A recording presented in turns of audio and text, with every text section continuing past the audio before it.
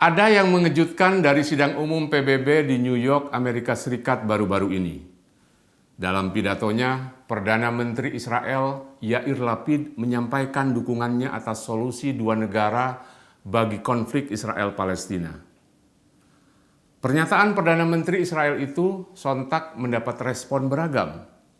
Presiden Amerika Serikat Joe Biden menganggap pidato Lapid sebagai angin segar bagi proses perdamaian di Timur Tengah.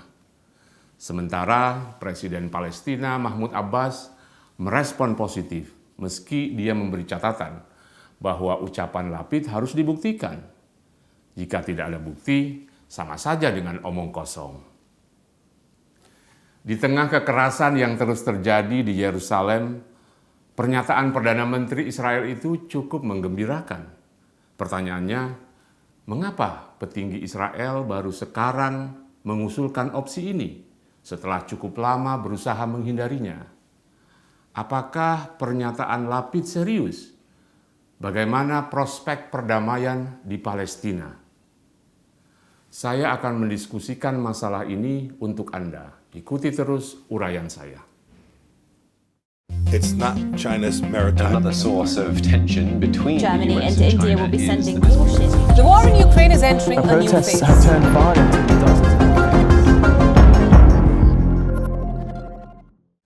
Solusi dua negara bukanlah ide baru. Dalam konflik Israel-Palestina, opsi dua negara sesungguhnya adalah solusi pertama yang pernah ditawarkan pemerintah kolonial Inggris ketika mereka hendak menyerahkan tanah jajahannya di Palestina pada tahun 1930-an. Solusi dua negara adalah jalan keluar paling logis bagi orang-orang Yahudi dan orang-orang Arab di Palestina ketika itu. Palestina adalah kawasan yang sebelum Inggris datang dikuasai Kesultanan Turki Utsmaniyah. Dengan kata lain, Palestina adalah tanah jajahan bagi bangsa Turki. Dalam sejarahnya, Palestina belum pernah menjadi sebuah negara. Ia adalah nama wilayah atau kawasan yang di dalamnya terdapat beberapa kerajaan kecil. Sebelum Islam lahir dan orang-orang Arab datang, Palestina dikuasai kerajaan Yehuda dan Israel. Karena itu, solusi yang ditawarkan pemerintah kolonial Inggris sangat masuk akal. Satu negara untuk bangsa Yahudi dan satu negara lagi untuk bangsa Arab. Dua bangsa ini sudah mendiami kawasan Palestina sejak ratusan dan bahkan ribuan tahun. Lalu apa respon mereka? Orang-orang Yahudi menyambut baik dan menerima usulan Inggris itu. Sementara orang-orang Arab menolaknya. Mereka tak sudi tanah Palestina jatuh ke tangan bangsa Yahudi. Bagi mereka, Palestina adalah milik orang Arab dan tak bisa dibagi-bagi. Karena tak ada jalan keluar, isu Palestina akhirnya dibawa ke sidang umum PBB yang dilaksanakan pada bulan November tahun 1947. Sidang ini kemudian mengeluarkan resolusi yang sangat terkenal namanya Resolusi 181 yang isinya menyetujui rancangan partisi Palestina menjadi dua bagian. Satu untuk Israel dan satu lagi untuk bangsa Arab. Merasa puas dengan keputusan ini pada tanggal 14 Mei tahun 1948 atau 6 bulan setelah sidang PBB, orang-orang Yahudi mendeklarasikan berdirinya negara Israel. Apa yang dilakukan oleh orang-orang Arab? Bukannya mendeklarasikan kemerdekaan Palestina, mereka malah marah. Sehari setelah Israel mengumumkan kemerdekaannya, pasukan dari Mesir, Yordania, Suriah, Lebanon, Arab Saudi, dan Irak menyerang negara baru Israel. Malangnya bukannya menang, mereka justru kalah telak. Alih-alih mendapatkan tanah Palestina secara utuh, mereka malah terusir dari tanahnya sendiri. Hampir 1 juta orang Arab Palestina mengungsi dan menjalani kehidupan getir. Mereka menyebutnya Nakbah atau tragedi besar. Kisah selanjutnya kita tahu semua. Perang demi perang dijalani bangsa Arab. Mereka penasaran, ingin memusnahkan Israel dan bangsa Yahudi. Tapi untung tak dapat diraih, malang tak dapat ditolak. Hampir seluruh perang melawan Israel, mereka selalu kalah. Sedikit demi sedikit, tanah Palestina jatuh ke tangan bangsa Yahudi.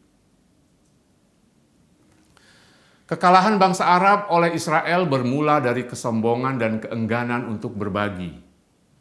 Merasa memiliki jumlah populasi lebih banyak, orang-orang Arab Palestina yakin dapat menghancurkan Israel. Yang tak mereka perhitungkan adalah bahwa Israel sudah mempersiapkan segalanya dengan matang.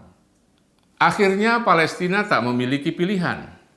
Perundingan demi perundingan mereka jalani. Dari yang semula menolak solusi dua negara menjadi pendukung dan pembela utamanya. Mereka ingin merdeka dan rela bersanding dengan Israel. Tapi Israel kini sudah terlalu kuat. Giliran Israel yang menolak opsi dua negara itu. Sejak menang perang pada tahun 1967, pemerintah Israel enggan berbagi dengan Palestina. Penguasa Israel, khususnya yang datang dari Partai Likud, menolak solusi dua negara. Menurut mereka, tanah Israel tak bisa dibagi-bagi. Persis seperti argumen orang-orang Palestina dulu ketika mereka merasa kuat. Orang-orang Arab tak memiliki hak untuk mengklaim tanah Israel. Untunglah Israel negara demokratis. Penolakan terhadap opsi dua negara umumnya hanya datang dari Partai Likud atau pecahan partai ini. Partai buruh atau beberapa partai lain yang liberal tetap mendukung solusi dua negara. Yair Lapid adalah pemimpin partai liberal berhaluan tengah. Namanya Yesh Atid. Partai ini bisa menerima keberadaan negara Palestina.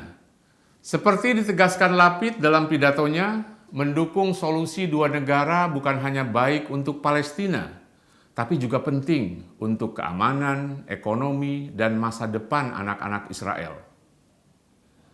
Lapid bukan sembarangan politisi. Ia pernah berkarir sebagai wartawan, penyiar TV, dan penulis.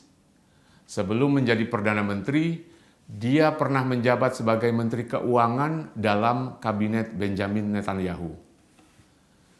The Jerusalem Post memasukkannya dalam daftar Most Influential Jews in the World atau orang Yahudi paling berpengaruh di dunia.